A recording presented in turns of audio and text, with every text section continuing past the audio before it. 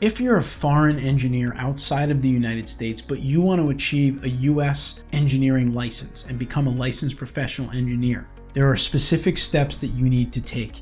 In this episode of Pass the FE Exam, I have with me Oscar Gutierrez. Oscar is from Venezuela, but he's come to the US and he's been approved to sit for his FE exam. And he's going to tell you the exact steps you need to take to get your education from outside the US approved by the NCEES. This episode of Pass the FE Exam is brought to you by PPI, a leader in engineering exam prep for the FE and PE exams since 1975.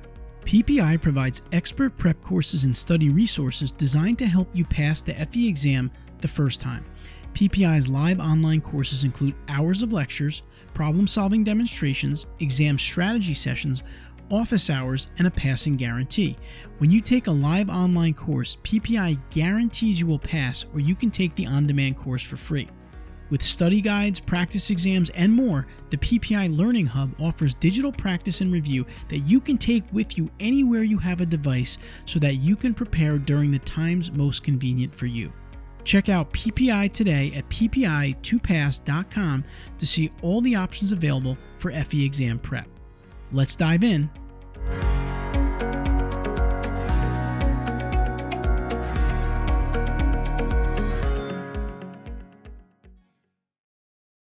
All right, so now I'd like to welcome our guest on to Pass the FE Exam. His name is Oscar Gutierrez. Oscar, welcome to Pass the FE Exam. Thank you. So we're happy to have you with us here today. So why don't you start, Oscar, by telling us a little bit about yourself. What field of engineering are you in? Sure. I am a civil engineer. I graduated in 2017 in Venezuela.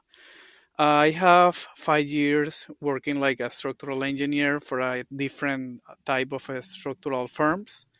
Previously, I worked in Florida. After that, I moved to New York. I took some courses from the Cooper Union University in Manhattan. I work for two different consultants, one in New York and another one in New Jersey. And last year, I moved back to Florida. I'm working with Osprey Engineering. It's the company who created the Yankee Stadium structural design and architectural design in the beginning, the first phase. Typical we do retail projects, residential, healthcare, everything related with the construction market. They do everything like MEP, structural, fire protection, lighting design, and I'm working like a structural engineer there. That's great. And you're originally from Venezuela, you Yes. said. Yes. And we're talking to you today because we want to hear from you around, walk us through the steps that foreign engineers need to take in order to obtain their NCEES approval so they can work towards getting their license. Sure. Yeah. So the first step is to understand that you can make your credential evaluations even if you have a foreign degree. So there is not any problem with that. There are some type of steps that you need to meet before make the credential evaluations. But the first step is get the correct documentation from the university. So there are 3 documents. The first one is the diploma, graduated diploma, of course, the grades, and the course description. So these 3 documents are essential for the credential evaluation through NCEES because they ask for these documents. So if you went to a school in another country, yes, you need to make sure you have your diploma, your transcript with your grades on it, and the descriptions of all of your courses. That's correct. Yep. Okay.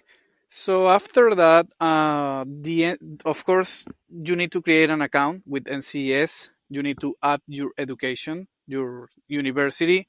They have most of the university of around the world because not only people from South America or Central America do this credential, also people from Europe. There are I think most of the universities around the world.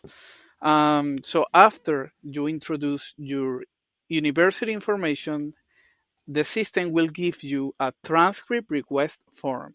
Transcript request form is a sheet where they are asking to the university for these documents. So you need to take this transcript request form to the university. They need to sign and seal, okay, and complete the the name of a university. It's a university information, and you need to send an envelope with your grades, your diploma, only copy, not the original documents, in both language, your native language plus the English translation, and an envelope with these two documents plus the transcript request form to the NCEES. So directly from your native country to NCEES. And the course description, they have an option to create a resume, because this course description typically is a book with 350 pages. So they don't care too much about most of the information which is in this book. They just care about the name of the course, how many credit units you saw in this course, and the topics, like for example math, and you have integrals, derivations, something like that, just the topic, that's it. So after you create the resume of the course description document, you translate this document. You need to find a translator from your country, or with ATA, American Translator Association, but from your country works too. And you can upload the course description online. So you don't need to include that in the through the envelope. NCEES website. Through the email. They have an email, help@nces.org. Okay. So you send the email with the PDF, and you include your name, your NCS credential ID, which is the top right on your account, and they upload in the next day. Okay. So after they receive all the documentations, they send you an email telling you like, oh, your education is complete. Now you can pay the credential evaluations. The credential evaluations cost is $350. So you can pay with debit card or credit card. And after that, they give you the answer between 5 to 15 labor days. So the answer is I have my credential here. I don't know if you want me to share it on the screen. Well, so basically, you create the account. Yes. You follow the steps that you just laid out. You give Correct. them the documentation you mentioned, and then you pay a fee. You pay the fee. Yes. And then once you pay the fee and you have your documents, and it takes 5 to 15 business days. Yes. They'll get back to you and let you know if you've been approved or not. They give you a credential evaluation PDF where they show the name of the university, your information that you put in the NCS, and they show like if you are equivalent or if you are not equivalent. That's mean if you are not equivalent, it's because you have deficiencies in some of the courses. So the way this works is they take all your documentation and they compare this to the US standards for your the engineer accreditation. Exactly. Yes, exactly. So they compare both and they see if you have deficiencies or not. If you have deficiencies, they send you to a college or university to take a small course in this deficiency. Like some classes, you meet the hours, you take a small test, and after that they send this to NCEES, and you are equivalent after. And you don't have to pay the fee again. You just have to pay once. I think you need to pay like re-evaluation, but it's $100 only after you pass the exam. Now, let me ask you this question: once you get approved, if they say it's equivalent, you're approved. Yeah. Now, how does this tie into the FE exam? Now you can take that approval and you can sit for the FE exam? Okay, that is a good question. So the FE exam will depend of the engineering board. For example, in Florida, they allow you to take the FE even if you don't have your credential evaluations. But of course, you cannot get your EIT certification before you complete both steps. Means credential evaluations plus the FE exam. But when I did this was in 2020 in New York, and the New York Engineering Board, they don't allow you to take the exam if they don't check your education. So most of the engineering boards, or all of them, accept the NCEES credential evaluation. So that's why NCEES is the best institution Right. to make this. So when I was in New York, I finished my credential evaluation. I created an account through the engineering board in New York, and I sent the credential evaluation. The process is really easy. After you get your credential in your account, you have a button that said send to board. When you click on there, you will see the list with all the engineering boards. And just with Mm. one click, you send the evaluation. That's it. It's pretty easy. Okay. So I did that. I pay a $70 fee. And after 3 months, the New York Engineering Board gave me a letter showing me that I am allowed to take the FE exam. But the funny thing is, if you cross the Hudson River, you have New Jersey, and New Jersey doesn't have that requirement. You can take the FE whenever you want, but of course you cannot Uh, continue in your license process until you finish the credential evaluation. Two right. different steps. Okay, so just to be clear for those of you that aren't that familiar with the FEPE process, every state, Oscar's referring to state boards, meaning like every state has their own education board Yes, that monitors licenses in their state. So, like the New York State Education Department has a board for the, I think, engineers, geologists, surveyors licenses. So they're the one that has to approve you to sit for the actual exam. But in order for you to get a proof that, you have to have your credentials, your education credentials and background approved by NCEES. Well, I guess you do it through NCEES because that would apply to any state, basically. exactly. Yes, Take it across the country, because NCEES is the entity that's in charge of the actual exams and administering and overseeing the FE and the PE exams. So you want to go through them, set up your account, follow the steps that Oscar told you. So then once you get the credential from NCEES and you have the state board that approves you to sit for the exam, yeah, then you can register for and take the FE exam. exactly. That will be depend of the state. Some states doesn't require that, and some states require that process. The credentials? The credentials, yeah, because Florida doesn't ask you for the credential first. They allow you to take the FE with a valid ID. But when you are applying for the EI, because in Florida it's Engineer Inter Diploma or license, Yes. they will ask you for your credentials. So in the end, you need to meet both steps. Okay. So you need the credentials and you need to pass the FE exam both to get your EIT. That's correct. However, the order of those steps in some states is different than others. In New York, they need their credentials first before you take the exam. In Florida, you could take the exam first and then get your credentials. Exactly. Okay. But either way, you're going to need both. And once you get the credentials, once you take the exam and pass the exam, then you have your official, you can get your engineering training or EIT or certificate, which is really the first step to getting your PE license. Now, if you're an experienced engineer overseas, like 20, 30 years working as an engineer, is there a possibility of you coming here and trying to get your license without taking the FE, or do you think it's a much easier route to take the FE? So there are some states that you can have a waiver if you demonstrate 10 years of experience for the FE. I know that from Texas, but not most of them accept this like waiver, right? So my advice for people who have like 30 years of,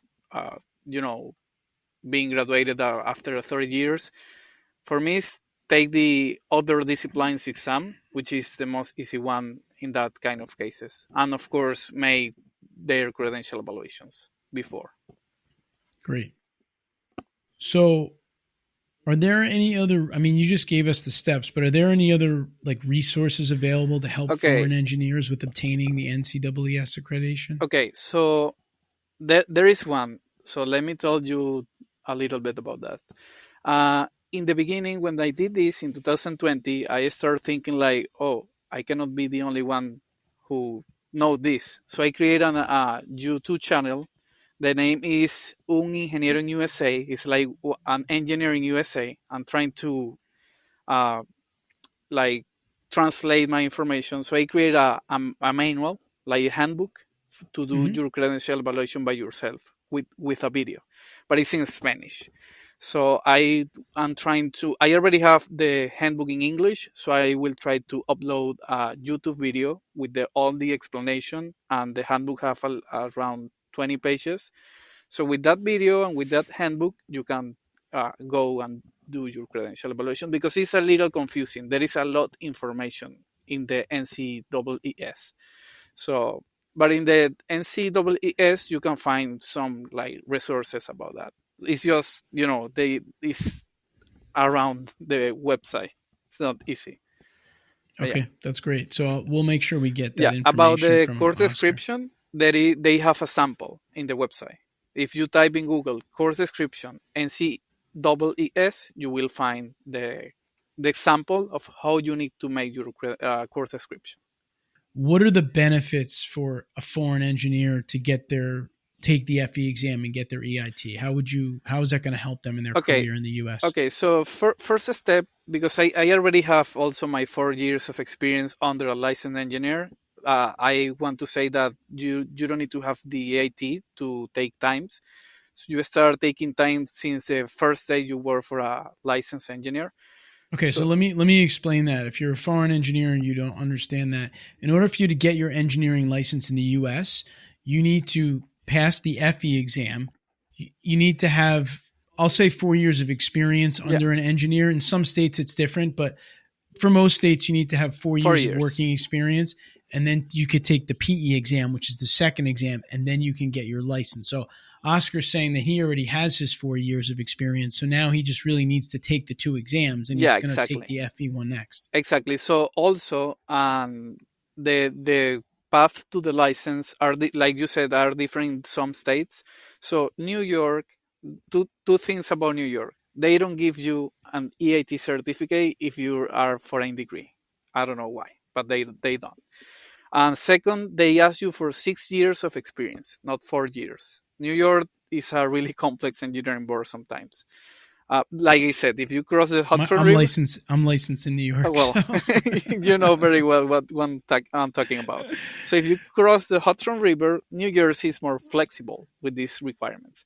Another stuff is, in some states you can take the FE and then you can take your PE without the experience. Like in Florida, you can do that. New Jersey, you can do that. Texas, I think you Yeah, can do that. they are becoming more flexible with this requirement. But New York, there is no chance. You need to have the experience before take the PE exam. And the NCEES accept you the experience even if you don't have the IT or FE approved. All you need is start working under a licensed engineer, right? So how this helps the credential evaluations, the FE and the EIT.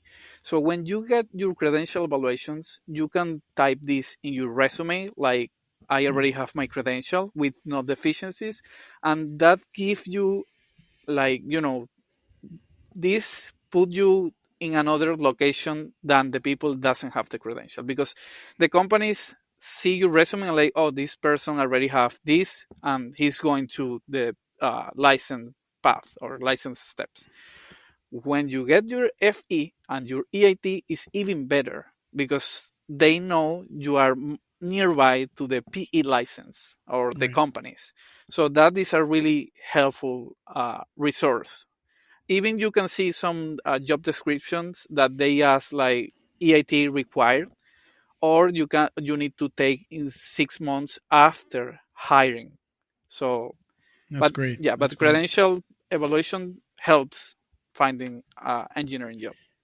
Okay, great. So I'm just going to summarize this for everyone listening. So to get your license, to become a licensed professional engineer in the United States, you have to take two exams: the fundamentals of engineering and then the professional engineering exam, the FE exam and the PE exam.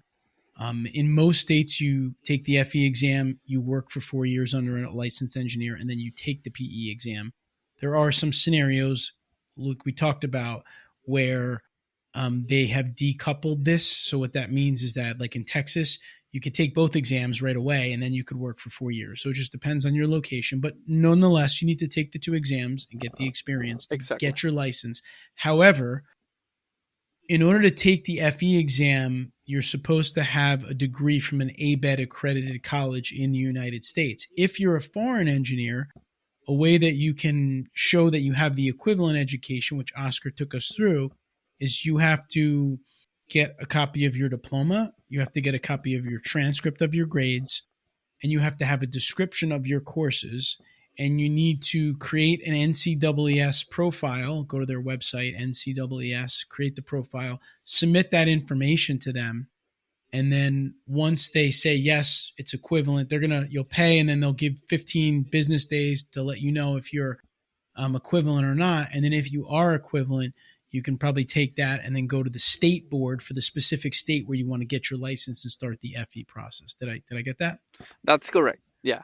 Okay. I forgot to mention that they give you also the PDF for your records with a unofficial text huge in the middle of each page, because this file is only for your records. The only entity who can take or who receive the original credential are the engineering boards. But they provide you a PDF also for your records. Well, Oscar, I want to thank you for sharing this information with our audience. We really appreciate it. We'll make sure that we follow up with Oscar and get some information about his manual so that we could share it with everybody. And I just want to thank you for kind of spending some time with us here on Pass the FE exam. You are very welcome. Yeah, I'm trying to to pass this year both exam, because I've been working hard and a lot. Yeah, deadlines, Well, we wish you good luck with that, Oscar. Thank you so much. I hope you enjoyed my conversation with Oscar. He gave great information on a process that's not that easy to tackle on your own. So a big thank you to him. If you enjoyed this video, please subscribe to our channel here. We put out videos like this on a weekly basis to help engineers pass the FE exam. And if you have questions or you have comments, please leave them in the comments below this video and we will answer you and help you pass the FE exam.